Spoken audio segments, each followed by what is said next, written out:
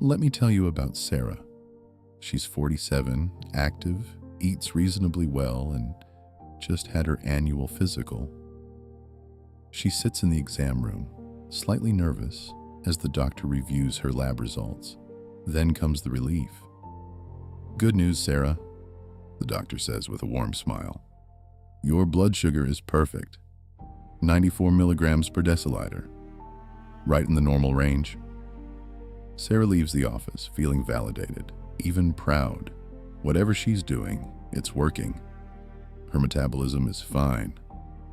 Fast forward 8 months, Sarah can't explain what's happening. She's exhausted by 2 p.m. every day. She's gained 7 pounds around her middle despite not changing her eating. She craves carbohydrates constantly, especially after dinner. Her brain feels foggy, like she's thinking through molasses. She goes back to the doctor, confused. Another blood draw. This time, the results come back different. "Sarah, your glucose is now 112. You've crossed into pre-diabetes. Let's talk about diet and exercise." Sarah is stunned. "But doctor, just months ago, everything was perfect. What happened? Did my pancreas suddenly fail? Did I do something wrong in those 8 months?" Here's the metabolic truth that might shock you. Sarah's metabolism wasn't perfect 8 months ago. It wasn't even close. Her glucose was normal, yes. But behind that single, misleading number, a destructive process had already been unfolding for years, perhaps decades. The glucose test didn't catch it. The doctor didn't look for it. And Sarah had no idea that her body was sending urgent distress signals that everyone missed. This is the insulin lie. And it's the most dangerous blind spot in modern medicine. To understand the insulin lie, we have to understand a fundamental truth about how metabolic disease develops. And it's a truth that directly contradicts how we've been taught to think about diabetes. Glucose is a lagging indicator. It is the last thing to break, not the first. Think of your metabolism like a dam holding back a reservoir. For years, small leaks appear, trickles of water seeping through. You don't see the catastrophic failure yet. The dam still looks solid from the outside, but those leaks are warning signs. They're the early signals that something is wrong. If you only look at whether the dam has completely broken, whether glucose has risen, you miss years of opportunity to intervene. This is exactly what happens with insulin resistance and hyperinsulinemia. Let's walk through the timeline. Picture a person in their late 20s or early 30s. They eat a standard modern diet, processed foods, refined carbohydrates, sugar in countless hidden forms. Their body, brilliant and adaptive, handles this load. But over time, the cells begin to resist insulin signal. The locks get gummed up, as we've discussed in previous episodes. The pancreas responds heroically. It produces more insulin to overcome the resistance. And for years, sometimes 10, 15, even 25 years, this compensatory mechanism works. The pancreas shouts louder and louder, flooding the system with insulin, and blood glucose remains perfectly normal. The patient gets annual physicals. Year after year, their fasting glucose comes back in the 80s or low 90s. Normal, the doctor says. Keep doing what you're doing. But here's what the doctor isn't measuring: fasting insulin. While glucose stayed flat, insulin has been climbing for decades, from an optimal level of under 5 to 8 to 12 to 18 or higher. The patient is now living in a state of chronic hyperinsulinemia, chronically high insulin, with completely normal blood sugar. This is the metabolic equivalent of a cancer growing silently, invisible to every standard screening. And it's happening to millions of people who believe they're metabolically healthy. This brings us to one of the most important, yet most overlooked figures in metabolic medicine, Dr. Joseph R. Kraft.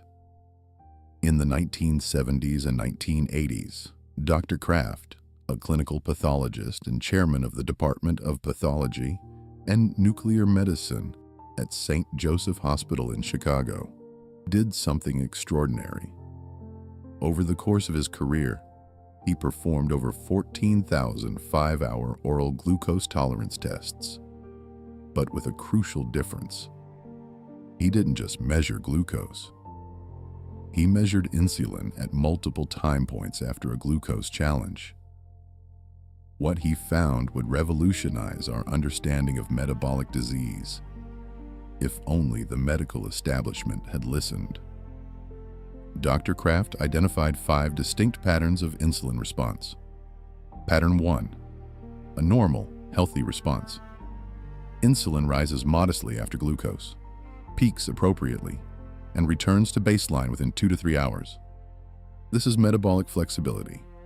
Pattern 2, a mild delay in insulin response, but still within functional range, an early warning sign. Pattern 3, a significantly delayed insulin peak, with insulin remaining elevated at 3 and 4 hours. The pancreas is struggling to keep up, but glucose may still appear normal. Pattern 4, a pattern of chronic sustained high insulin throughout the entire test. This is hyperinsulinemia, the pancreas drowning the system in insulin, desperately trying to force glucose into resistant cells. Pattern 5, the final, burned-out pattern. Insulin response is flat and low. The pancreas has exhausted itself. Beta cells have entered hibernation or died. This is the pattern associated with frank diabetes and the need for exogenous insulin. Here's the devastating finding. Dr. Kraft found that over 80% of people with normal fasting glucose already exhibited abnormal insulin patterns 3, 4, or 5. 80%. Let that sink in. 8 out of 10 people walking around with normal blood sugar were already deep in metabolic dysfunction. Their pancreases were screaming, flooding their bodies with insulin, causing silent damage to every organ system, while their doctors told them they were healthy. Dr. Kraft published his findings in 1975 in the journal Laboratory Medicine with the title Detection of Diabetes Mellitus in Situ, Occult Diabetes. He spent decades trying to alert the medical community. His message was simple: glucose alone is insufficient. You must measure insulin to detect occult diabetes, hidden diabetes hiding behind normal blood sugar. The medical establishment largely ignored him. The standard of care remained glucose-centric, and millions of people continued to be told they were healthy while their metabolism silently deteriorated. So why does this matter? Why should we care if insulin is high as long as glucose is normal? Because insulin is not a benign messenger. It is a powerful growth hormone with profound effect on every cell in your body. When insulin is chronically elevated, when your pancreas has been shouting for years, it doesn't just move glucose. It drives disease processes across multiple systems. First, fat storage. Insulin is the primary hormone that tells your body to store energy as fat. It inhibits lipolysis, the breakdown of fat, and promotes lipogenesis, the creation of new fat. Chronically high insulin tells your body, relentlessly, store more, don't release. This is why people with hyperinsulinemia struggle to lose weight no matter how few calories they eat. Their hormones are locked in storage mode. Second, Inflammation. Insulin stimulates the production of inflammatory molecules. Chronic hyperinsulinemia creates a low-grade inflammatory state throughout the body, contributing to everything from arthritis to cardiovascular disease. Third, cell proliferation. Insulin is a growth factor.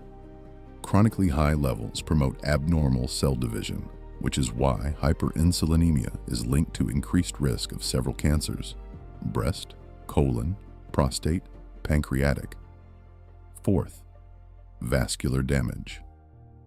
Insulin damages the delicate endothelial lining of blood vessels, initiating the atherosclerotic process. This is why heart disease is the #1 killer of people with diabetes, and why it begins decades before diagnosis. Fifth, inhibition of autophagy. Autophagy is your cell's internal cleanup process, clearing out damaged proteins and organelles. Insulin inhibits autophagy. Chronically high insulin means your cells become garbage dumps of metabolic debris, accelerating aging. Sixth, androgen stimulation.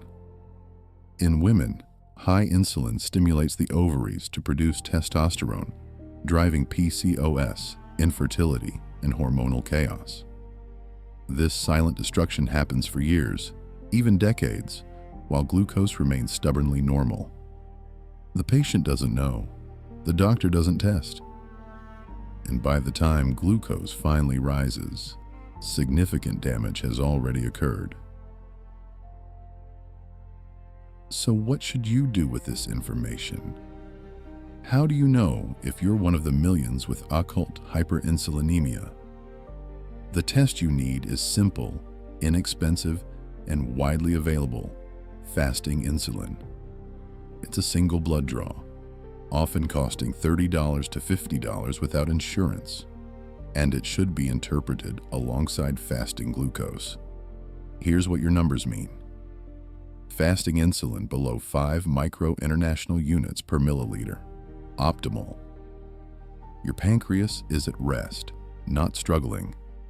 Your cells are sensitive to insulin signal. Fasting insulin between 5 and 8 micro-international units per milliliter. Early warning. Your pancreas is working harder than it should.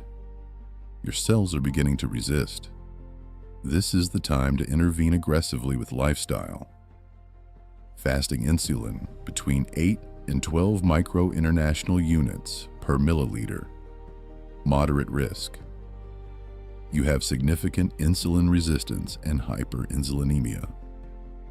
Your pancreas is shouting. Damage is occurring. Intervention is urgent. Fasting insulin above 12 micro-international units per milliliter. High risk.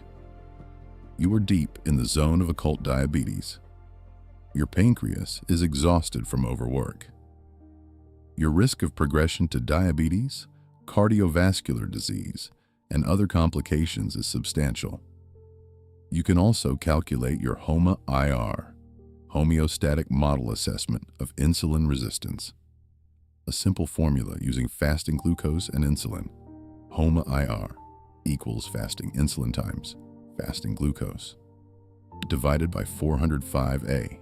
HOMA-IR below 1.0 is optimal. Above 1.9 indicates early insulin resistance. Above 2.9 indicates significant resistance. These numbers are your early warning system. They tell you what's coming before it arrives. They give you the gift of time to intervene, to reverse the process, to protect your future self from the devastation of full-blown metabolic disease. So, here's the metabolic truth. You don't have to wait for your glucose to rise. You don't have to be blindsided like Sarah, wondering how everything fell apart in months when the real process took decades.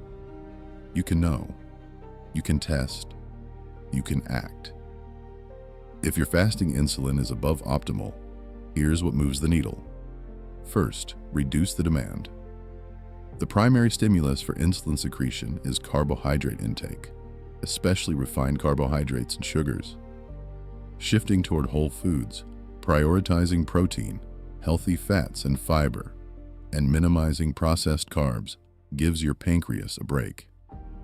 Second, improve sensitivity. Physical activity, particularly strength training and interval training, makes your muscles more sensitive to insulin. They become better glucose sponges, requiring less insulin to do the job. Third, create space between eating. Time-restricted eating or intermittent fasting creates periods where insulin can drop to baseline, allowing your cells to rest and your body to access stored fat for fuel. Fourth, prioritize sleep and stress management. Cortisol drives insulin resistance. Sleeping 7 to 8 hours and managing chronic stress are metabolic interventions, not lifestyle luxuries. This isn't about perfection. It's about direction. It's about knowing where you stand so you can make informed choices. Dr. Kraft died in 2019, having spent his career trying to wake up the medical establishment. His message remains as urgent as ever. Glucose is the last to break. Insulin is the first to warn us. We have the technology to detect metabolic disease decades early. We have the knowledge to reverse it. What we need is awareness and action. Don't wait for your glucose to rise. Don't wait for a diabetes diagnosis to shock you. Test your fasting insulin, know your number, and become the CEO of your own metabolic health. That is the metabolic truth. And now you know it. What was your last fasting insulin level? If you don't know, comment "never tested," and let's change that together. If you do know, drop your number below in the comment section. Know your insulin. Know your future. Bookmark this video. Share it with everyone you love. Next episode, the fatty liver epidemic, your metabolism's ground zero.